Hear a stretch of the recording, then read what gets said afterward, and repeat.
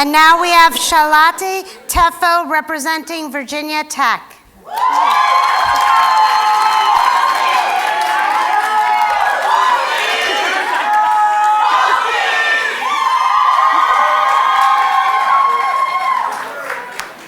I have cue cards to keep time because I can talk for days.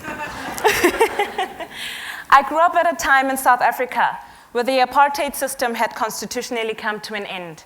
And so I spent many years of my childhood being told how I should appreciate all the privileges I received. But privilege is subjective, and I learned that at a very young age. We lost our home when I was 13 and moved to a community called Olivenhoutbosch, where my mother had established an early childhood development center called Dimponyana Tsalapeng, meaning little gifts of home, with the aim of removing children off the streets and providing them with educational programs. As there was an increase in cases of children's physical and sexual abuse, we later expanded our services by registering as a place of safety with the Department of Social Development in 2001. Memories of my teenage years consist of sharing my room, clothes, toiletries, and even friends with the kids we received. After graduating from college, I worked in advertising for 7 years in hope that I would fulfill my own financial plan before following my real passion, which is community development. Instead, I made a decision to follow my calling without an income. I literally stepped out in faith and had to learn to be content with the reality that I could never back out because I held the fate of too many souls in my hands.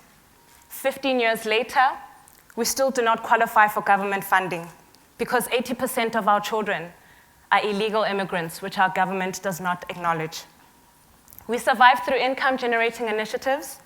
and partners which I've fortunately made relations with while working in the corporate world. Our personal property continues to be community property, but the community also continues to grow with social ills, such as expanded usage of drugs amongst young mothers, xenophobic attacks, youth whose school dropout numbers are on a high rise. We've had our successes in the programs and initiatives created to address the needs of our community, like a food gardening project to empower the women and help them generate income for themselves, a recycling project involving a swap shop process that allows locals to obtain essential goods in exchange of their recyclable items, and hope that it would alleviate poverty, provide environmental awareness while keeping the community clean. But I'll admit to certain failures that inspired me to apply for this program in hope that I would find a solution, like picking up a newborn baby, fresh out of birth with nothing but the mother's placenta, nursing the baby, and then losing her to child welfare because she would benefit them more as an added line item in their budget, or being unable to send another child to school because his deceased parents were illegal immigrants who left him with no documentation of any kind, being threatened with arrest for fighting to give a child a form of identity that would enable him to progress in life. Still, these failures don't define me. Seeing my girls, who have now gained confidence through our sanitary pad program, glow in the dignity that they have been finally afforded, grooming fatherless children while sharing common pain because I too grew up without a father and know all too well the damaging effects of rejection, using what was meant to break me to build me.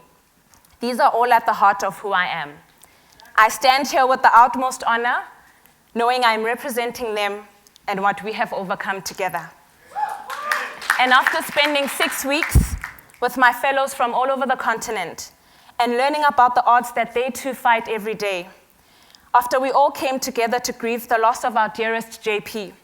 and stand here today filled with his memory and forever bound by lasting influence, I am filled with gratefulness, inspiration, and motivation. But it doesn't end here. I hope to establish a mobile clinic for the illegal immigrants who make 45% of our population and are yet denied basic services, to find partnership opportunities to establish a community college for the 62% of our youth who are financially unable to further their education, to create a culture of volunteering for our beneficiaries as well, to demonstrate to them that they too have something to give despite their challenges, and to establish more Dimponyana Tsalapeng centers that will operate on the principles of serving people with utmost love, honesty, and humility, which is the definition of who my mother is.